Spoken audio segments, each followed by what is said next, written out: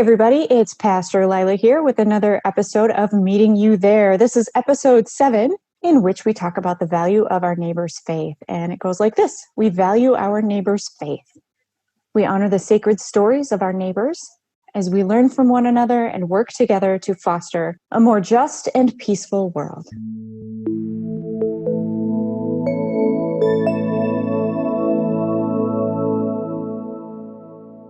And my guest today is Dan Olsen. Dan has been a member of Shepherd of the Lake for 8 years now and is involved in the lifelong learning program and really involved in the McKenna Crossing worshiping community and the Bible studies and all of the things.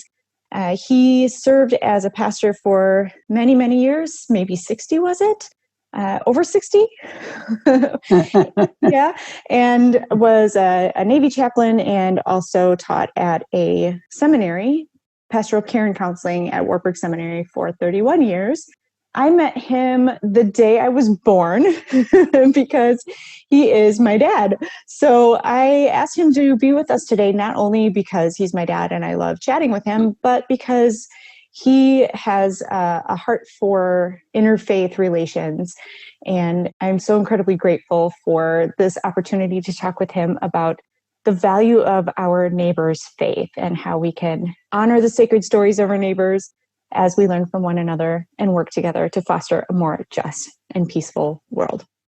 My first question for you, Dan, it's really weird to call you Dan / dad, is how did you, I know you grew up in a small-ish town, very Protestant, and were really active in your congregation. Your family's very active in your congregation there.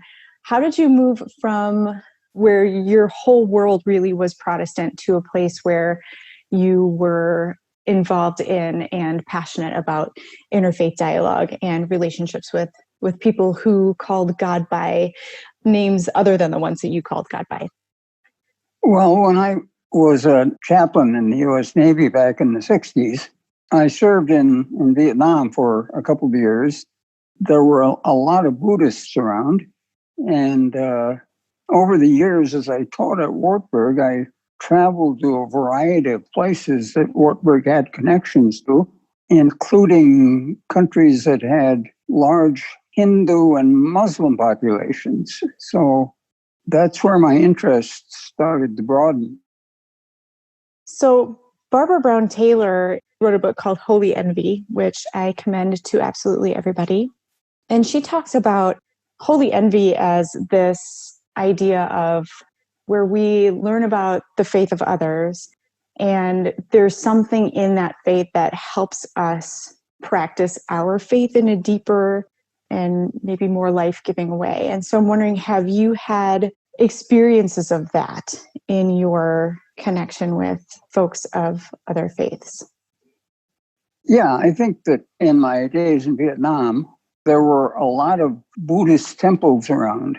And I recall seeing the people gathering at the temples. And, I remember from the story of Exodus that when God met Moses in the burning bush, God said to Moses, "Take off your shoes, for the ground on which you stand is holy ground." I've found that sense of the sacred is really important to people of all the faiths that I've run into over the years. That Buddhists, of course, literally took off their shoes for the ground on which they stood. They knew to be holy ground. And I find the same thing is true of almost all of the religions, faiths, traditions that I've had a chance to come across and rub shoulders with. Mm-hmm. Can you tell us about, or is there maybe one particular person in your life who you were in relationship with who was someone who practiced a different faith from yours, who you were really close to, who really made a difference in your life? Yeah, I find myself thinking about Irving Carton. He was a Jewish scholar and a professor of linguistics at Columbia University. our way of meeting was sort of interesting. I was doing a wedding rehearsal for a young couple from the congregation I served, and I had a terrible case of laryngitis. So I was able to just croak out a few words. And Irving was there, and he was obviously very adept at public presentations. So I, in my desperation, asked him if he would be willing to do the entire wedding service, and I would say the words, "I pronounce you husband and wife." So we did that. And he started attending worship services at my congregation every Sunday. And then he started inviting me to attend worship services at the synagogue that he was part of the life of. And we were invited to, on high holy days and the like, to be guests at his home and guests with his family. So that became a friendship that was a wonderful part of my life. And we used to get together on Sunday afternoons. My wife would always invite him over for Sunday dinner. And then we'd sit in the living room and discuss all kinds of issues, including theology and religion and worship. And when he died, I grieved and experienced that grieving together with his family and friends. Yeah. I have to say, I know I was pretty young when he died, maybe 6, 7. But Probably. I remember the depths of your grief. And I remember Irving, and I remember going to his family's house, and when they'd light the candles and say the prayers, and feeling that sense of the holy that you're talking about. So I'm grateful that I was exposed to those experiences even at the youngest ages, and that I've always had this latitude to encounter and experience God in really expansive and life-giving ways. And I want to thank you for that. Yeah. It's pretty incredible. I really am kind of a nerd. So as I was reading one of the ELCA's, declarations and social statements, I just love their declaration of interreligious commitment, which is a policy statement of the ELCA that was adopted at the 2019 Churchwide Assembly. And they talk about how faith is relational. This is a quote: "Faith is relational and not simply or even primarily about affirming beliefs." One more time. "Faith is relational and not simply or even primarily about affirming beliefs.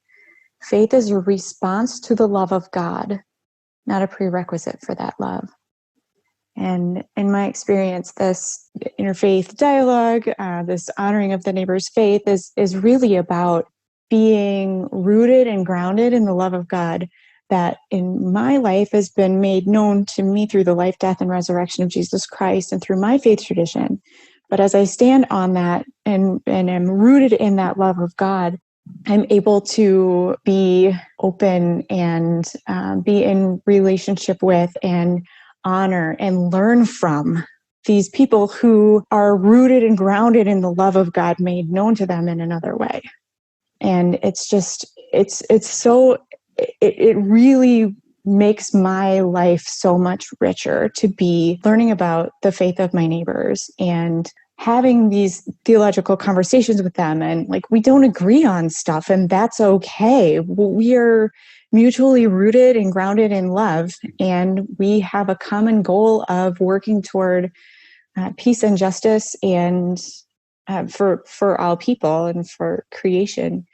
So it's just been a really incredible gift to me to have that kind of invitation, really, from my own faith community growing up and from my family growing up, to have those relationships and to ask big questions and to rest in the expansive mystery of God. So thanks. Yeah. Barbara Brown Taylor also says, "The neighbors God has given me to love do not all call God by the same name."